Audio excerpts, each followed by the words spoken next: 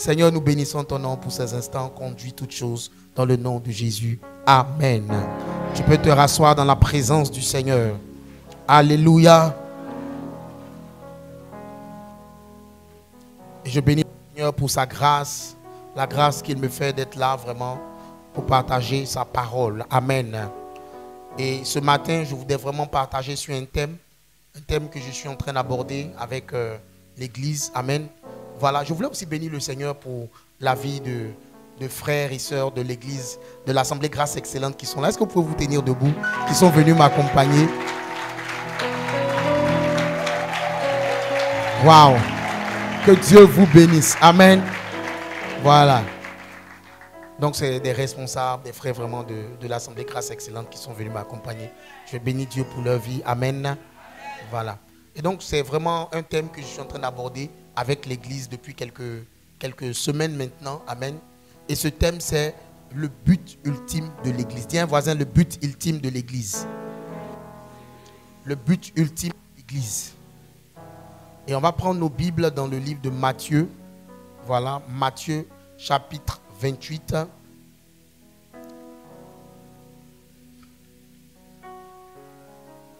Le verset 19. La Bible dit, allez, faites de toutes les nations des disciples, les baptisant au nom du Père, du Fils et du Saint-Esprit, et enseignez-leur à observer tout ce que je vous ai prescrit. Et voici, je suis avec vous tous les jours jusqu'à la fin du monde. Amen. Et le deuxième passage se trouve dans Jean, le chapitre 4, et c'est du verset 1 au verset 42. Pour des questions de temps, on ne va pas lire tout ce passage, c'est quand même 42 versets. Amen. Mais je vais quand même lire un ou deux versets assez spécifiques dans ce passage. C'est un passage que la plupart d'entre vous connaissent. En tout cas, la plupart connaissent ce passage-là. Il y a eu beaucoup d'enseignements là-dessus. Voilà. En tout cas, si tu es à l'église depuis quelque temps. Voilà. Je vais lire vraiment directement à partir du verset 17. La Bible dit, la femme répondit, je n'ai point de mari. Jésus lui dit, tu as raison de dire, je n'ai point de mari. Car tu as eu 5 maris et celui que tu as maintenant n'est pas ton mari. En cela, tu dis vrai. Seigneur, lui dit la femme, je vois que tu es prophète. Je vais au verset 28, la Bible dit, alors la femme, ayant laissé sa cruche, s'en alla dans la ville et dit aux gens, venez voir un homme qui m'a dit tout ce que j'ai fait. Ne serait-ce point le Christ? Il sortit de la ville et ils vinrent vers lui. Je vais au verset 39. Plusieurs Samaritains de cette ville crurent en Jésus à cause de cette déclaration formelle de la femme. Il m'a dit tout ce que j'ai fait. Aussi, quand les Samaritains vinrent le trouver, ils le prièrent de rester auprès d'eux. Et il resta là 2 jours. Un plus grand nombre crut à cause de sa parole et il disait à la femme, ce n'est plus à cause de ce que tu as dit que nous croyons, car nous l'avons nous-mêmes entendu et nous savons qu'il est vraiment le sauveur du monde. Amen. Voilà. Le thème donc que nous allons traiter, que je vais aborder ce matin, c'est le but ultime de l'église. Et vous savez, chaque objet, chaque appareil, chaque chose qui existe sur la terre a un but ultime.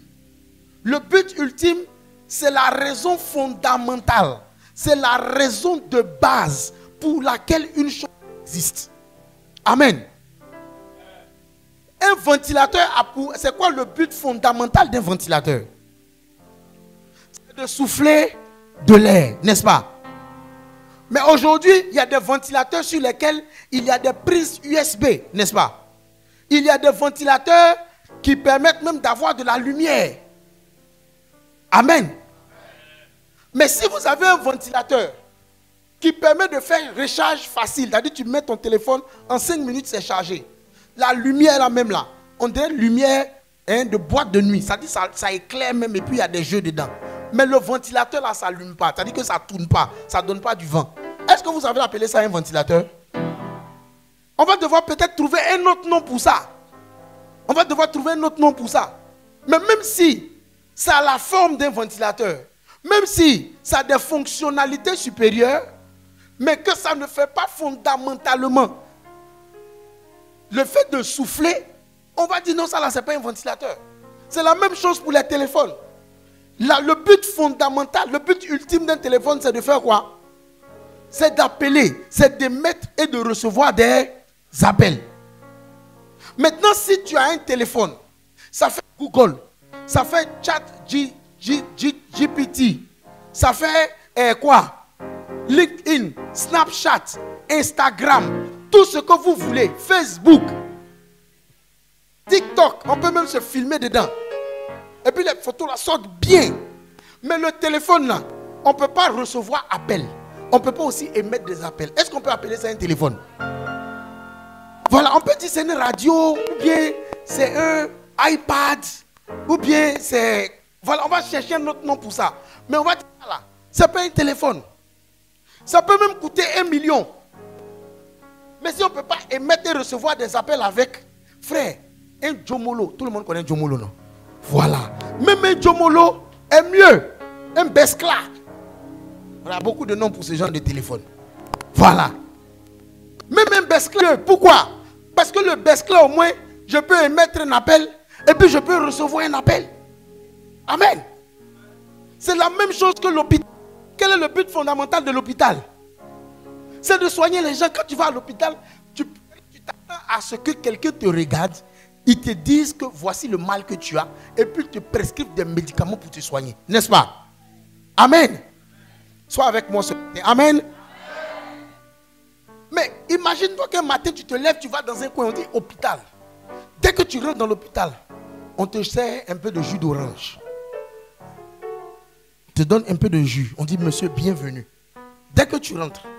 Et puis quand tu arrives, quelqu'un te prend, on dit monsieur, venez, on va vous mettre dans une salle pour faire attente. Quand tu arrives dans la salle, là, il y a un lit, un télé, climatiseur, il y a tout. Et puis on dit, monsieur, il y a un frigo, tout ce qui est là, vous pouvez manger. Et puis tu es couché dedans. Mais 1 heure, 2 heures, 3 heures, il n'y a personne qui vient te demander, monsieur, vous avez quoi? Jusqu'à la fin de la journée. Frère, est-ce que ça, on peut appeler ça un hôpital? On va appeler ça comment? C'est auberge ou bien hôtel ou bien résidence. Même s'ils ont écrit devant hôpital Sainte Rita, mais si tu vas là-bas et puis tu regardes, il n'y a pas quelqu'un pour te soigner, mais on te donne tout. On ne peut pas appeler ça hôpital. Alléluia. Voilà, c'est peut-être un restaurant VIP, je ne sais pas. En tout cas, on va trouver un autre nom pour ça. De la même manière, l'église a un but ultime. Et il est fondamental de comprendre le but ultime de l'église. Sinon, tu vas être dans quelque chose. Regarde, venir à l'église là, c'est pas facile toujours. Hein. Matin là, je suis sûr, il y a certains qui ont lutté le sommeil. C'est-à-dire le sommeil parle. Eux aussi parlent. Le sommeil parle. Peut-être tu as lutté le sommeil pour venir à l'église. Tu es serviteur dans l'église. Ça veut dire que toi-même là, tu as dû courir, tu cours. Il y a les réunions. Quoi, tu fais tout ça. Mais si toi-même tu ne sais pas quel est le but ultime de l'église, frère, tu es en danger. Peut-être que le but ultime de l'église là, ça ne t'arrange pas. Alléluia. Peut-être que ça ne t'arrange pas. Je racontais l'histoire ce matin de ce monsieur qui est monté dans un car. Vous savez, les gars UTB là, il y a beaucoup de départs, il y a beaucoup de villes. Le monsieur partait à Boaké et il est monté dans la voiture de Soubré, frère. Et quand il est monté, dès qu'ils sont sortis, ils ont mis télévision, vidéo. Voilà. Ils ont mis film. Et comme les vitres sont montées, c'était climatisé. Le monsieur était assis à l'aise. Il dit non, le voyage est chic. Il regarde le film est chic. C'est un moment que lui on parlait d'une ville. Et puis il a entendu le nom de la ville, il s'est rendu compte que ce n'est même pas vers Boaké.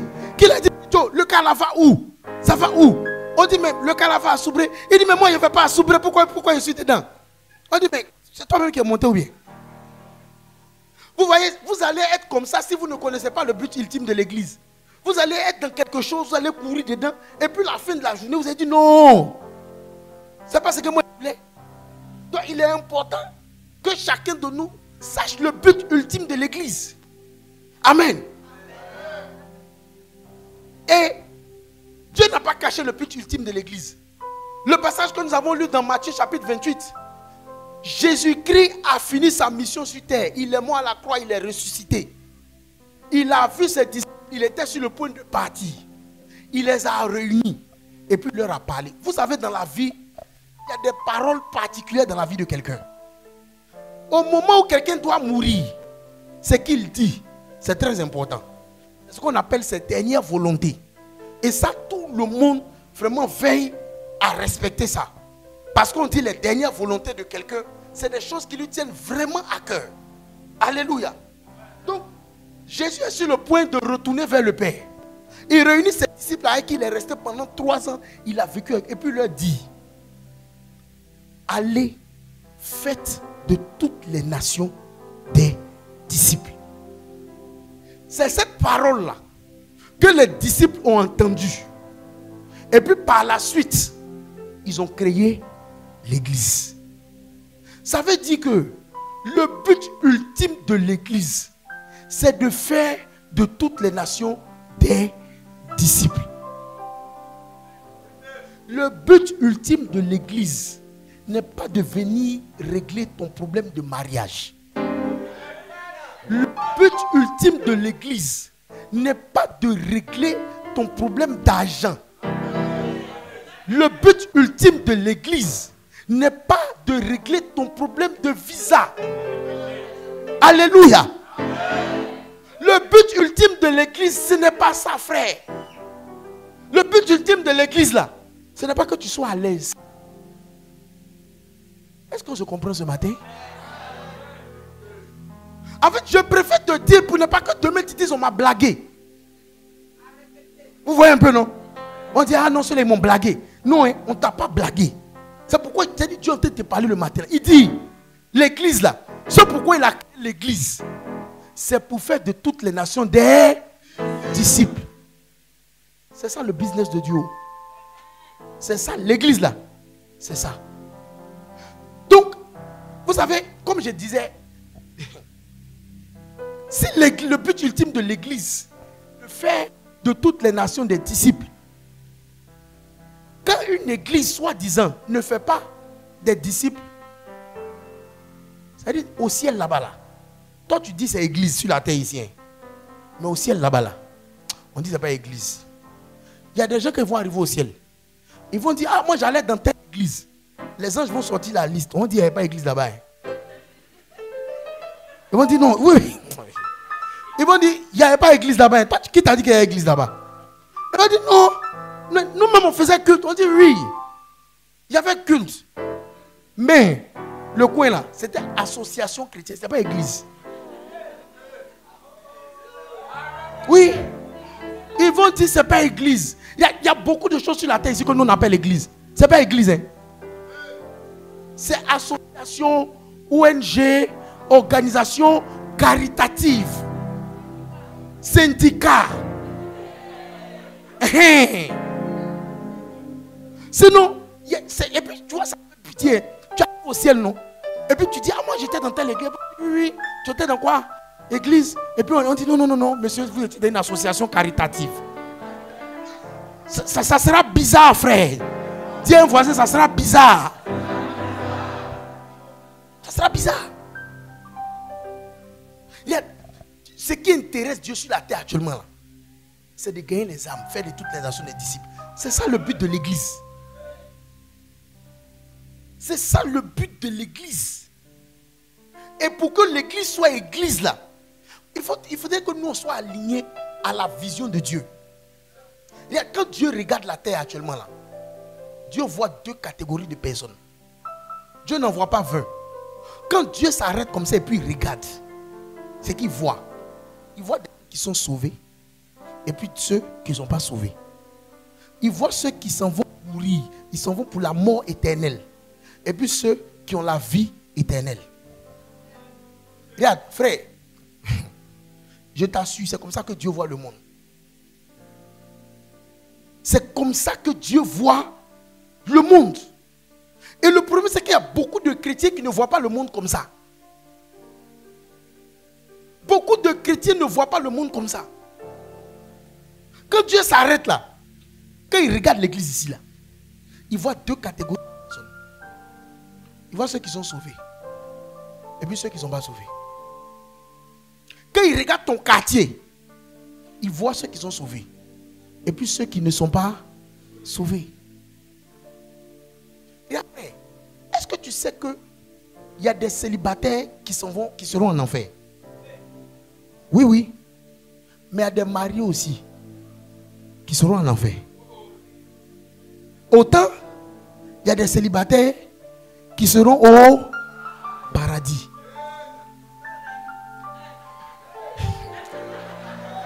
Il y a les célibataires zélés. Il y a des célibataires zélés qui revendiquent leur célibat. En fait, quand Dieu regarde là, il ne regarde pas le critère des mariages. Regarde, est-ce que vous savez qu'il y a des gens qui vivent en Côte d'Ivoire, qui iront au paradis, et c'est eux qui sont au Canada, qui vont dans l'enfer? Oui, oui.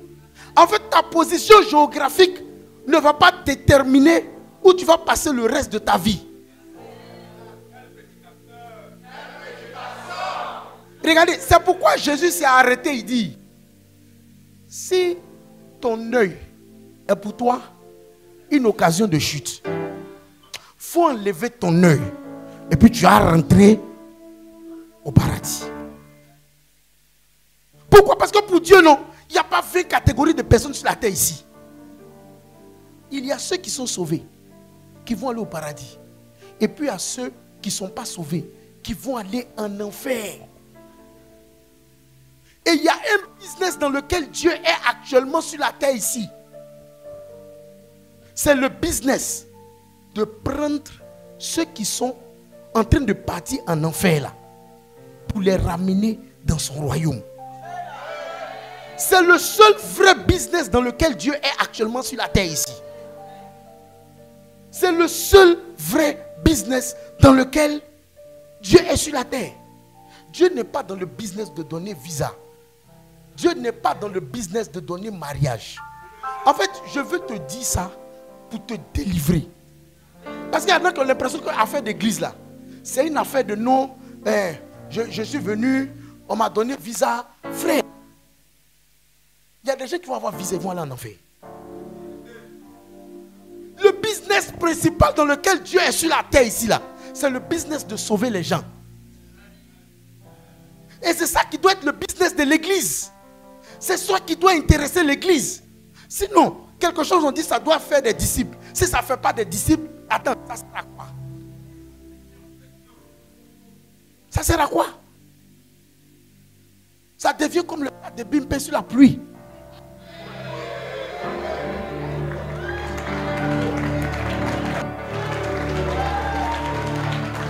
Oui. Une église qui ne gagne pas des âmes, c'est comme le stade de Bimpe de la pluie. Oui, on ne peut pas. C'est joli, hein. Il y a tout. Mais on ne peut pas jouer ballon. J'ai vu un homme qui dit, même aux ébiers, on joue quand il pleut. Même aux ébiers. Le seul business dans lequel Dieu est sur la terre ici, là, c'est de sauver les âmes. Et ce n'est pas une affaire qu'il a confiée à un groupe de personnes. Il y a le fait de sauver les âmes, de gagner les âmes, de faire des disciples là. Dieu n'a pas donné ça au groupe d'évangélisation. Les gens ont l'impression que non, affaire d'évangélisation, les évangélistes, ils n'ont qu'à faire. Ils n'ont qu'à aller faire. Les évangélistes n'ont qu'à partir. Ils n'ont qu'à aller gagner les âmes. Voilà. Nous, on va les accueillir, on va chanter bienvenue pour eux. On va chanter bienvenue. Frère, la vérité c'est que c'est le business dans lequel Dieu est. Gagner des âmes. Et il n'a pas confié ça à une personne. Il a confié ça à chacun de nous. L'activité de gagner les âmes là, ce n'est pas une activité qui a été confiée à un dans l'église. C'est tout le monde. L'une des plus grandes séductions que Satan a réussi à faire dans le monde, c'est que le plus grand danger que les gens courent, c'est le fait de ne pas avoir l'argent. C'est le fait de ne pas se marier. mon âge avance. Et je n'ai pas encore fait mes enfants. Je dois aller en France. Rentrer, c'est sorti ici. Frère, laisse-moi te dire quelque chose. Tout ce qui fait que tu dois... Si aujourd'hui on arrive et puis on te dit, il te reste une semaine à vivre, je te promets, la plupart de ces choses-là n'auront plus d'importance pour toi. Oui. Ceux à qui on vient dire, il reste une semaine, ils vont vivre là. Qu'est-ce qu'ils font? Ils sont priés. Attends, pourquoi ils ne disent pas, il me reste peu de temps, il faut que j'aille courir derrière l'argent, comme ça je vais pouvoir amasser. Pourquoi ils font pas ça? Pourquoi? Parce qu'ils savent qu'à la fin, là, vanité de vanité, tout est vanité.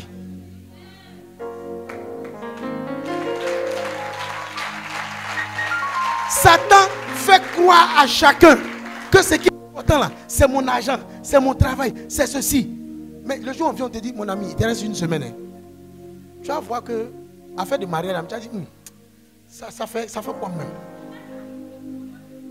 Et puis tu vas le dire, qu'est-ce que tu vois à l'église? Je me livre totalement. Se coucher. Pourquoi? Parce qu'on s'est rendu compte que, en fait, ce qui est important, c'est aller au ciel. Satan a réussi à faire croire un deuxième mensonge aux gens. Satan a réussi à faire croire aux hommes que tout le monde va mourir vieux. Oui. Quand les gens vivent, tu as l'impression que tout le monde là, on va mourir à 90 ans, 70 ans. Tout le monde parle de ses vieux jours. Frère, laisse-moi te donner une nouvelle. Je ne sais pas si c'est une bonne ou mauvaise nouvelle, mais tout le monde ne va pas mourir vieux. Ah, vous savez, il y a une prophétie qui est vraie. On n'a pas besoin d'être prophète. Nous tous, autant que nous sommes ici, chacun va mourir. Ah, vous pensez que c'est faux? La vérité. Chacun de nous ici va mourir. Vous savez, il y a quelque chose d'aussi certain. Mais quand tu vois les gens vivre, tu as l'impression que personne ne va mourir. Oui, oui. En fait, Satan a réussi à faire croire à un mensonge aux gens que tout le monde va mourir vieux. C'est faux, hein? Jésus lui-même est mort à 33 ans. Donc, si tu meurs même à 35 ans, quand tu veux te plaindre, Dieu va dire, petit, mon fils même est mort à 33 ans. Laisse pour toi. Oui. Il y a des gens qui vont mourir à 45 ans. Il y a des gens qui vont mourir à 50 ans. Frère, tu ne connais pas le jour où tu vas mourir. Tu ne connais pas. Donc, il ne faut pas vivre de façon déraisonnable. Et puis, il y a des gens qui ont l'impression qu'ils vont voir leur mort venir. Frère, ce n'est pas vrai. Oh. Il y a des gens qui ne verront pas leur mort. Moi, j'ai vu ces derniers temps, c'est courant. Hein. Le gars, il va dormir et puis il ne se réveille pas. Il avait réunion même demain. Il avait réunion. Il n'a pas vu sa mort venir. Mais malgré toutes ces réalités qui sont autour de nous, Satan a réussi à faire croire à l'église que leur plus gros problème, il faut qu'il voyage, frère. Je dois voyager. Je dois voyager. Vous savez, il y a des sujets là. C'est en Afrique seulement que tu entends ça. Hein. Oh, est-ce que vous savez ça? Aux États-Unis, on ne prie pas pour voyage. Hé, vous ne savez pas? Quand tu es américain là, quand tu es américain, tu peux aller dans n'importe quel pays quasiment dans le monde sans visa. Donc quand lui prie,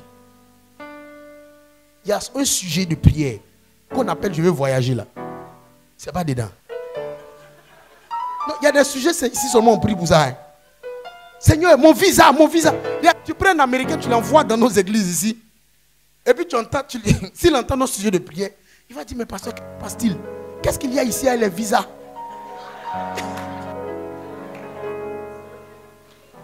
Non, s'il est français, il va dire, mais qu'est-ce qui se passe? Parce que quand tu es français, tu peux aller pendant 3 mois aux États-Unis sans visa. Satan a réussi à nous faire croire que des choses que d'autres personnes ont gratuitement là. C'est ça qui est l'objet de notre salut. Et puis on est derrière ça comme ça. Je dois me marier. Et puis tu vois les gens. Frère, je n'ai pas dit Dieu ne donne pas ça. Mais ce n'est pas le but ultime. Ce n'est pas le but total. Il y a beaucoup de personnes qui ne croient pas. C'est-à-dire que Dieu n'est pas venu pour faire de ce que tu es en train de dire. Non, regarde. Paul disait que tout ce qu'il a, tout ce qu'il voit ça comme de la boue. Frère, Paul n'était pas aussi galère. Hein. En son temps, quand même, Paul était un VIP. Paul avait la citoyenneté romaine. C'est comme si de nos temps là, tu es ivoirien, mais tu as la nationalité américaine. Frère, quand même, tu sais que je dis que, voilà, il y a des problèmes que tu n'as pas. Amen. Mais il dit tout ça là, il voit ça comme de la boue. À cause de quoi?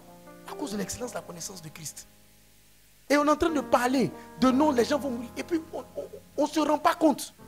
Regarde dans ta famille. Regarde combien de personnes sont mortes. La vérité, si elles ont connu Christ, elles vont aller au paradis. Si elles n'ont pas connu Christ, elles s'en vont en enfer. Et puis, il n'y a pas messe de repos de l'âme. C'est faux. Je te dis, ce n'est pas vrai. Afin de nous, on va prier pour le repos de son âme. Ce n'est pas vrai. Hein? Si tu veux le repos de son âme, c'est maintenant. Il faut aller lui parler de Jésus. Parce que s'il est mort, c'est fini. Il est donné à l'homme de mourir une seule fois. Après quoi vient le jugement. Il n'y a pas purgatoire, mon frère. Oui. Mais l'Église est concentrée sur autre chose. Tout le monde est intéressé par tout sauf le salut des âmes. On prie. Oh, le visa. Oh, le voyage. Oh, le mariage. Mariage. Le mariage. Le mariage. Le mariage. Il y a les célibataires même vont en enfer. Et il y a les mariés même vont en enfer. Et puis il y a des mariés. L'enfer commence sur la terre ici même. Frère, si tu t'es mal marié, ton enfer même commence sur la terre ici. Quand on parle de la mort, on parle de l'enfer, on parle du paradis. Il y a certains qui ont l'impression que c'est faux. Je disais au premier culte, qui a déjà fait les rêves où on te suit et puis quand on voulait t'attraper, net tu t'es réveillé. Qui a déjà fait ce genre de rêve là? Bonjour collègue. Ouais. Maintenant, qui a déjà fait les rêves et puis dans la paix, dans le bonheur? Surtout les rêves où tu ramasses l'argent. Et il a dit, les rêves où tu ramasses l'argent, quand on te réveille là, on dirait que c'est la personne qui t'a réveillé là même qui est venue voler ton argent. Oui frère. Quand tu vas mourir là, quand on dit paradis et puis l'enfer là, ce qui va se passer, c'est que c'est dans leur mort là. Les gens vont venir les chercher. Des gens bizarres. Ils vont venir comme ça. Quand on va vouloir les attraper, ils vont vouloir se réveiller. Ils vont vouloir se réveiller. Mais c'est fini. Tu ne peux plus te réveiller. C'est là que les gens vont dire, ah, mais qu'est-ce qui se passe? Il va vouloir se réveiller. On dit, mon ami, tu es mort. C'est là qu'il y a certains qui vont dire, ah, attendons, affaire des chrétiens, c'était vrai. Affaire des chrétiens, vrai. Il y a d'autres aussi, quand ils vont mourir, ils seront dans la joie. Les anges vont venir les chercher. Ils vont dire, il ne faut pas y aller me réveiller. Les anges vont lui dire, mon frère, tu ne te réveilles plus. Où tu es arrivé dans la gloire comme ça. Toi, qu'est-ce qui t'intéresse? C'est aller dans la gloire du Seigneur ou bien c'est affaire de mariage? Il y a des gens qui ont troqué. Vous connaissez les trocs, non? Il y a des gens qui ont troqué le salut pour avoir mariage. Ah, vous savez pas ça? Puis-je aller là-bas? Adam, quand depuis on te dit, donne bien ta vie à Jésus, et puis à cause de ton gars du quartier, tu dis que tu ne viens pas bien, tu ne donnes pas bien ta vie là, qu'est-ce que tu es en train de faire? Tu es en train de troquer mon crush. À cause de crush, tu vas aller à l'enfer. Il y a des gens qui ont troqué leur salut à cause de quoi? Quand on dit nous donne ta vie à Jésus, quand il regarde la fille là, il dit hey, pasteur, vraiment hein, j'aime affaire d'église, mais la fille là, elle peut me tuer. Elle peut me tuer. Tu es en train de troquer. Et laisse-moi te dire que Dieu t'a dit sur la terre ici là, Dieu cherche des gens avec qui il va collaborer pour pouvoir sauver les gens. C'est le business dans lequel Dieu est sur la terre. Et si tu es malin, quand Dieu est dans un business, il faut être dedans. Parce que c'est là-bas que tu seras béni. Anne est venue. Il y a une dame dans la qui s'appelle Anne. Elle est arrivée. Elle est en train de prier pour avoir un enfant. Seigneur, je veux un enfant. Seigneur, je veux un enfant. Et dans son cœur, elle dit, Seigneur, donne-moi un enfant, je vais me venger de Pénina. Je vais lui montrer que moi aussi, je peux faire enfant. Quand Dieu entend ça, à faire de non, je veux un enfant, Dieu dit, j'ai compris, on va régler. Mais Dieu avait un business, il y avait quelque chose que Dieu voulait faire. Quand il regardait ce qui se passait dans le temple, le sacrificateur Élie et ses enfants, ils étaient en train de faire n'importe quoi. Si tous les enfants du sacrificateur Élie, ils couchaient avec les filles, ils partaient prendre, comment on appelle ça, les holocaustes, ils ne respectaient rien. Et Dieu cherchait un plan pour balayer tout cela. Et c'était ça le cœur de Dieu en ce moment. Elle n'avait pas compris. Et un jour, je ne sais pas si c'est par révélation ou par dépit, un jour, elle dit, Seigneur, vraiment si tu me donnes un enfant, je vais te le donner pour qu'il puisse te servir. Dieu dit, ce que tu es en train de dire là commence à m'intéresser. On dirait qu'on est en train de parler du même business maintenant. Tu dis quoi? Ah non, je vais te donner mon fils. Mais il fallait dire ça depuis longtemps. Si tu avais dit ça, on allait régler. Alors que ça, là, comme tu as expliqué là, c'était aller en bas dans les dossiers. Il y a des choses là qui font remonter ton dossier. Oui, oui. Quand tu te connectes aux intérêts de Dieu, ça fait remonter ton dossier. En même temps, le dossier de Anne est remonté. L'année qui a suivi, automatiquement, elle a eu un enfant. Il y a des gens qui n'expérimentent pas les choses de Dieu parce qu'ils ne sont pas là où Dieu est. Je vais te donner un secret. Dis à un voisin un secret. Ça n'est qu'à rester entre nous. L'une des raisons pour lesquelles certaines personnes sont bénies financièrement à l'église et d'autres ne sont pas bénies, je vais vous expliquer. Est-ce que vous savez que quand Dieu veut exaucer la prière de quelqu'un, par exemple, il y a un frère ou bien une soeur qui dit, ah non papa, j'ai besoin d'argent, ou bien même un païen, ou bien même des choses qui concernent les intérêts du royaume de Dieu. Quand Dieu veut exaucer là, qu'est-ce qu'il fait? Il va toucher le cœur d'une personne. Et dit à la personne, il faut aller donner 50 000 à telle personne. Va donner 100 000 à telle personne. Va donner 10 000 à telle personne. Mais vous avez le problème. C'est qu'il y a certaines personnes, quand Dieu leur dit, va donner 50 000 à la sœur Rigobertine. Il dit, arrière de moi Satan. Le diable est en train de me parler. Ça, c'est une attaque de l'ennemi. Quand il entend, va faire offrande à telle personne. Ouh, là, là. Non. Ça, c'est pas ça. Dieu ne parle pas comme ça. Dieu ne parle pas comme ça. Maintenant, il y a un autre, quand il entend, il est sensible. Dieu dit quoi? D'aller donner 50 000 à quelqu'un. Frère, tu vas et puis tu donnes. Vous savez, à un moment donné là, Dieu va remarquer qu'il y a quelqu'un là. Lui, quand il dit, tu vas donner à telle personne, son cœur est prompt à partir. Dieu va commencer par dire, donne 10 000. Donne les 10 000. Va semer par rapport à la campagne Jésus sauve. Il va semer par rapport à la campagne Jésus sauve. Va semer par rapport aux équipements de l'église. Il va semer. Frère, Dieu vient de trouver quelqu'un qui a les mêmes intérêts que lui. Regarde, quand c'est comme ça là, Dieu dit, parmi les gars qui sont là-bas là, celui qui comprend le business dans lequel je suis là, c'est ce gars là. Il ne va jamais manquer de quelque chose. En fait, Dieu lui donne parce qu'il sait que celui-là, si je lui ai donné, il va donner. C'est pourquoi la Bible dit, celui qui arrose sera arrosé. Regarde, je n'ai pas dit de sortir et puis d'aller donner l'argent à n'importe qui. Je dis, entends la voix de Dieu. Et puis, il n'y a pas longtemps, il y a quelqu'un qui m'a appelé pour me dire, ah vraiment, j'ai tel problème. Et j'ai besoin de 50 000. Frère, quand la personne m'a dit ça là, je ne sais pas pourquoi, mon cœur même était fermé. J'ai dit, il ne veut pas. Parce qu'il y avait d'autres dépenses. J'ai dit, non, ça ne m'intéresse pas. Et puis j'avais fermé même le dossier. Et la personne m'a rappelé, je lui ai dit non, que vraiment, je ne peux pas. Elle est partie. Le lendemain, toute la journée, le Saint-Esprit sonnait dans ma tête. Il faut donner l'argent là à la personne. Donne l'argent. Quand ça a sonné 2 fois, je suis que c'est le Saint-Esprit. La personne à qui j'ai dit hier, je ne peux pas là. Je l'ai appelé, j'ai dit, ton numéro là, c'est Orange Money. Il dit oui. J'ai dit ok. Et puis je lui ai envoyé l'argent. Et puis elle m'a appelé, elle m'a dit merci. Mais vous savez où j'ai été touché? Elle dit que, pasteur, le matin là, la personne disait le matin là, j'ai pleuré de Dieu.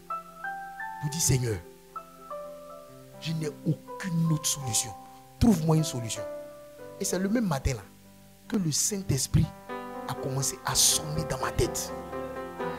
Pour me dire il faut aller donner.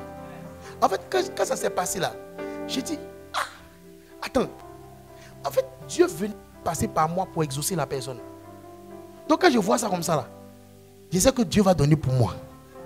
Donc mon cœur est tranquille. C'est-à-dire que, et puis quand Dieu donne, c'est-à-dire il donne sans mesure. Dieu ne fait pas gay juste avec quelqu'un. Sinon il va gâter son nom. Il fait comme Alpha Blondy et puis Oufoué.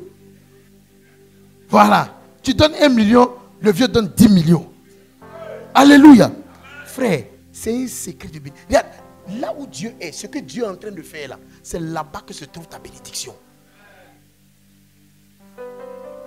L'évangélisation, quand Dieu dit, allez faire de toutes les nations des disciples, c'est ça qui doit te concerner premier. Regarde, Dieu t'a sauvé pour que toi tu puisses sauver d'autres personnes. Regarde dans ton quartier. Regarde tes voisins. Matin là pour venir à l'église, tu as laissé plusieurs là-bas. Et puis tu as dit, les païens là. Puis tu es sorti de la maison. Les païens là. Les païens là. Et puis tu les as laissés à la maison. Et puis tu es venu. Dans ton village, quand il y a les problèmes, les gens meurent. La sorcellerie est dévastée. Tu dis les sorciers là. Mais ça ne t'intéresse pas. C'est-à-dire que ça ne te touche pas.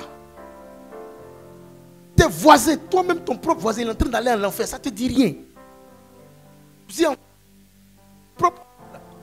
ton propre parent est en train d'aller à l'enfer, ça ne te dit rien. Tu cherches, Seigneur, mon visa. Seigneur, mon visa. Quand Dieu voit ça, son cœur, en fait, le cœur de Dieu saigne. Parce qu'on n'est pas aligné sur ses intérêts. Et quand on est en train de parler d'évangélisation, en fait, on a une mauvaise conception même de l'évangélisation. C'est qu'on dit à moi là, moi j'évangélise. Hein. Et quand il dit j'évangélise, tu sais ce qu'il fait? Le dimanche, il s'en va. Il dit, mon frère, viens on partir à l'église. Et si le gars dit, ah moi je ne vais pas, il va dire, ah, c'est un païen, moi j'ai fait ma part. Ou bien il va, mon frère, Jésus t'aime. Quand la personne n'a pas réagi, il vient, il dit, ah bah ça c'est un païen, moi j'ai fait ma part. Hein. Ah, frère, Dieu n'a jamais conçu l'évangélisation par le moyen de la conviction humaine, basée sur des raisonnements. Regarde, il n'y a aucun discours que tu puisses tenir devant quelqu'un qui puisse l'amener au Seigneur. Il n'y en a pas. Il n'y en a pas. Il y a Dieu là. Ce n'est pas une affaire de non. Comment on appelle ça? Je suis venu, j'ai expliqué. J'ai fait un beau discours. Mais malgré ça, bah voilà. Regarde.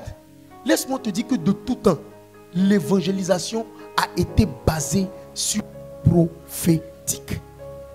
En fait, ce qu'on n'a pas compris, c'est que l'évangélisation, pour qu'elle soit efficace, elle doit être basée sur la puissance de Dieu. Regarde, tu vois les incrédules, non? C'est parce qu'ils n'ont pas encore rencontré la puissance de Dieu, mais qu'ils ont rencontré ta parole et tes beaux discours. Oui. Jésus, au début de son ministère, il vient de rencontrer Philippe. Philippe croit en lui. Et Philippe s'en va rencontrer un monsieur qui s'appelle Nathanaël. Nathanaël, quand Philippe le rencontre, écoute, Nathanaël, je viens de rencontrer le Messie. Il s'appelle Jésus, il vient de Nazareth. Nathanaël dit, quelque chose de bon peut-il sortir de Nazareth? C'était un sceptique. Lui-même n'a pas encore croisé Jésus. Mais il dit, à cause de son origine. C'est comme si dans notre temps, on dit, ah, le Messie vient d'Abobo. Et il y a un gars qui se dit, quoi, un Abobolé? Toi-même, tu vois un peu, non? Donc Nathanaël s'est levé. Il dit, non. Mais quand Nathanaël arrivait devant Jésus, Jésus lui dit, voici un homme droit, un homme juste, un juif juste dans toutes ses voies. Il dit, mais Jésus lui dit, quand tu étais assis sous le figuier, je t'ai vu. Regarde, Jésus n'a pas eu d'autres explications. Philippe, il dit, Nathanaël a dû dire, il dit, c'est le Messie, effectivement, je confirme. À cause de quoi? Une parole de connaissance. Une parole de connaissance. Jésus rencontre une femme samaritaine. Dans le passage qu'on a lu tout à l'heure dans le livre de Jean, le chapitre 4. Vous savez, les Samaritains et les Juifs n'avaient aucune relation. C'était comme les Palestiniens et les Israélites. Il n'y avait pas de relation entre eux. Jésus arrive à un puits et puis il dit à la dame, donne-moi de l'eau à boire. La dame lui dit, mais toi tu es juif. Et puis tu viens me demander de l'eau. Au nom de quoi? Il commence à causer. Et puis Jésus lui dit, va chercher ton mari. La dame dit, non, je n'ai pas de mari. Et il lui dit, en effet, tu as eu 5 maris. Et le monsieur avec qui tu es actuellement là, ce n'est pas ton mari. Peut-être que c'était une chisa. Voilà. Donc, elle a pris mari de quelqu'un en ce moment-là. Donc, Jésus lui dit que tu as eu 5 maris, mais celui-même avec qui tu es là, ce n'est pas ton mari. Regarde, sans explication, elle dit, je vois que tu es prophète. Après, c'est fini, il est le Messie. Elle est allée dans toute la ville. Vous voyez une fille professionnelle, Chisa professionnelle, elle était dans la ville là. Son travail c'est Chisa. Elle est dans la ville en train de crier. Il y a un monsieur qui s'appelle Jésus. C'est lui le sauveur. Suivez-moi. C'est lui le sauveur. Suivez-moi. Voici ce qu'il m'a dit. Il m'a raconté toute ma vie. Regarde.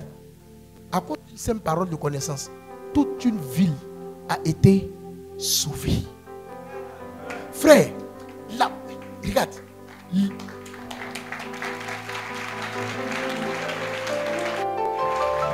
L'évangélisation.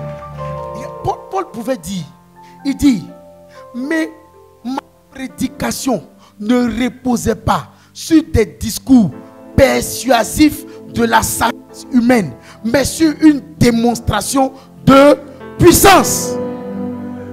L'évangélisation, gagner des âmes, c'est la démonstration de puissance. Et je suis venu ce matin prophétiser. Vous savez, nous sommes dans une génération, dans un temps où Dieu va faire un grand réveil. Il y a un réveil qui est sur le point d'arriver dans toutes les nations. Et ce réveil-là, ça sera un réveil particulier. Il y aura une telle manifestation de la puissance de Dieu. Et ce ne sera pas des pasteurs, ce ne sera pas des évangélistes. On va entendre qu'un élève dans sa classe, son professeur était prié pour lui, il a été guéri. On va entendre qu'il y a des femmes au marché. Il y a une qui était en train de mourir. Elle a prié. L'une autre dame du marché a prié. Elle a été guérie. Nous sommes arrivés dans un temps où il y aura une onction pour l'évangélisation prophétique. Où des gens vont venir donner des paroles de connaissance pour désarmer même les plus sceptiques. Il y a le témoignage de cet homme de Dieu. Ils étaient allés évangéliser. Et il y a un monsieur qui était en train de raisonner avec plein de discours. Il dit, je ne sais même plus quoi. Il racontait plein de choses. Et pendant qu'il était en train de discuter, il y a un des frères qui a reçu une parole de connaissance. Il lui a dit, monsieur, vous êtes en train de discuter, mais le Dieu qui nous a envoyés ici me dit que où vous êtes arrêté là, vous avez un problème d'hernie. Et vous cherchez la solution depuis des années. Dieu veut vous guérir. Frère, il a jeté son raisonnement. Il n'a pas dit à quelqu'un qu'il a hernie ou il est arrêté là. Quand il a vu ça, il a dit Dieu est réel. Frère, ce n'est pas une affaire de raisonnement. Et je crois que Dieu va déposer dans cette église l'onction prophétique pour l'évangélisation. Oui, je suis venu t'annoncer que dans cette assemblée, tu seras surpris. Tu seras surpris. Il y a une telle onction qui va descendre. Tu vas dormir, tu vas te lever. Et puis tu vas dire à ton voisin, hier quand je dormais, voici ce que j'ai vu sur toi. Mais voici, Dieu m'a envoyé. Dieu m'a mis dans ce quartier-là pour que toi tu sois sauvé. Et les gens vont commencer à se convertir dans les écoles, dans les marchés, partout, à cause de ce que la puissance de Dieu sera répandue. Les chrétiens n'ont pas compris que les dons spirituels ont été donnés pour l'évangélisation. Les dons spirituels ont été donnés pour l'évangélisation. Nous, on a pris ça, on a fermé les portes de l'église. Et puis on dit, allons, on veut voir le prophète. On veut voir. Frère, si tu veux voir, non, il faut aller évangéliser. Commence à t'intéresser aux gens autour de toi. Tu vas voir la puissance de Dieu en train de se manifester comme jamais tu l'as imaginé. Paul même, quand il est en train de parler des dons spirituels dans le livre de Corinthiens, il parle de la prophétie. Et il dit qu'on doit privilégier la prophétie au parler. Pourquoi? Parce que si quelqu'un prophétise, une personne peut rentrer, un incroyant peut rentrer et va être révélé. Et à cause de ça, il va être converti. Mais Dieu a donné des dons de guérison. Dieu a donné des dons. C'est-à-dire on a pris ça, on s'assoit à l'église ici. Et il y a des gens qui disent ils veulent la chair pour prêcher. Ils veulent la chair pour démontrer les dons spirituels. Qui t'a dit ça dessus la chair, on vient démontrer les dons spirituels? Voici les malades dans la rue. En fait, c'est comme si Dieu a créé des ouvertures. Est-ce que vous savez qu'il y a des gens dans notre environnement qui sont malades pour que la gloire de Dieu éclate? Oui. Dieu veut faire sa publicité. Et il crée des problèmes dans la vie de certaines personnes. Il y a des cas de stérilité. Des voisins qui sont stériles. Ils n'ont pas d'enfants. Ils n'ont pas d'enfants. Pour que la puissance de Dieu opère au travers de toi pour leur donner un enfant. Et que tout le couloir et tout le quartier là connaissent la puissance de Dieu.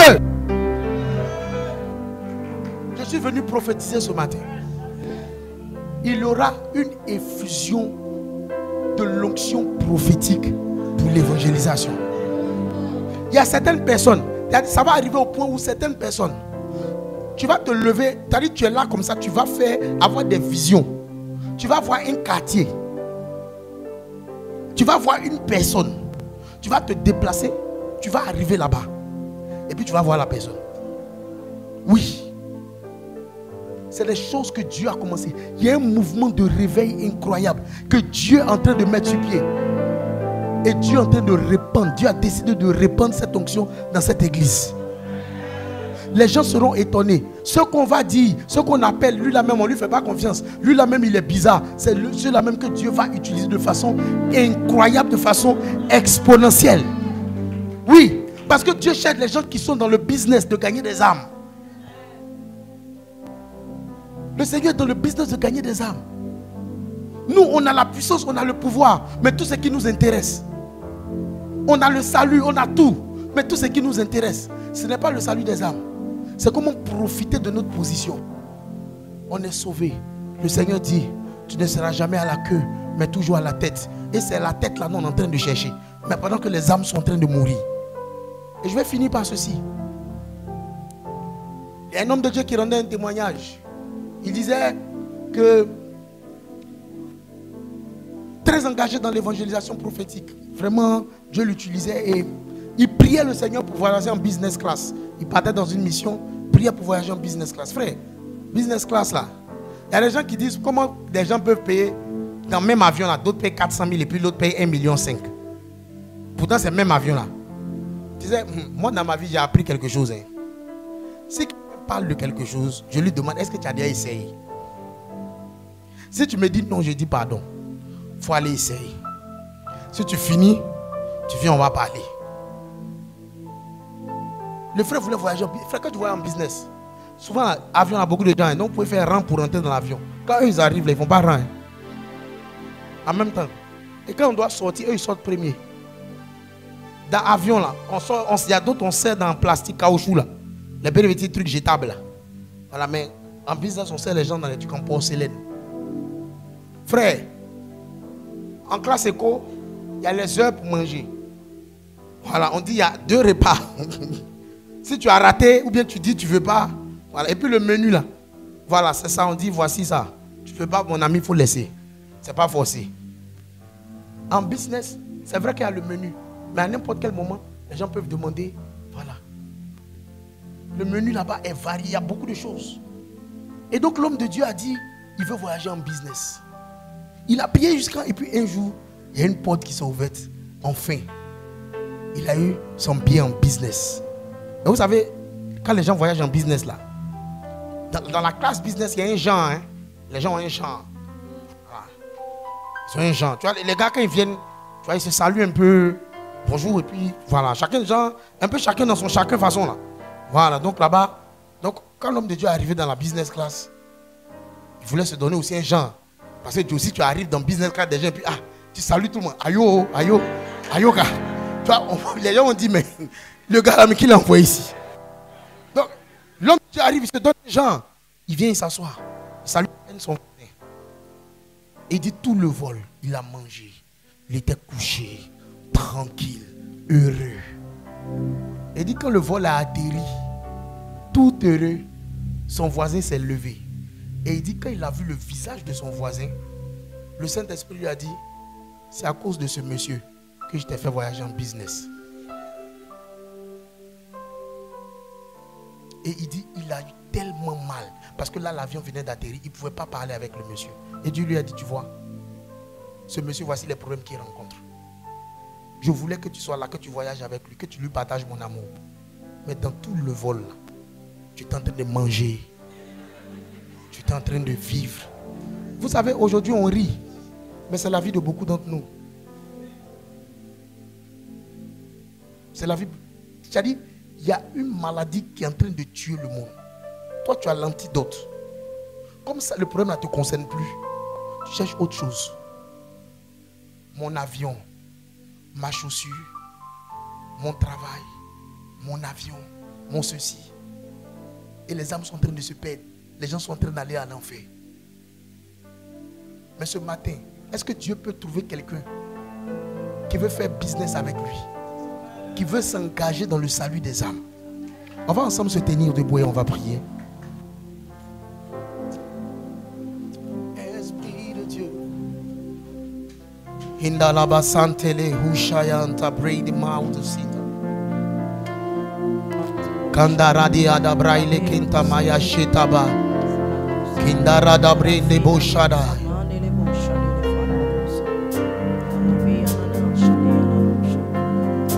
Nous allons faire quelque chose. Est-ce qu'il y a quelqu'un qui veut s'engager ce matin? C'est-à-dire s'engager pour l'évangélisation. Parce que ceux qui vont dans leur cœur vouloir s'engager pour l'évangélisation, pour faire des disciples, Dieu va répandre sur eux l'onction prophétique pour l'évangélisation. Et donc pendant 5 minutes, tu vas prier en langue. Si tu es baptisé du Saint-Esprit. Si tu n'es pas baptisé du Saint-Esprit, tu vas dire, Saint-Esprit, viens et remplis-moi de l'onction prophétique pour l'évangélisation. Parce que je veux rentrer dans le business de gagner les âmes avec toi. Est-ce qu'on peut commencer à prier? Shakadab, Tade, Shalade.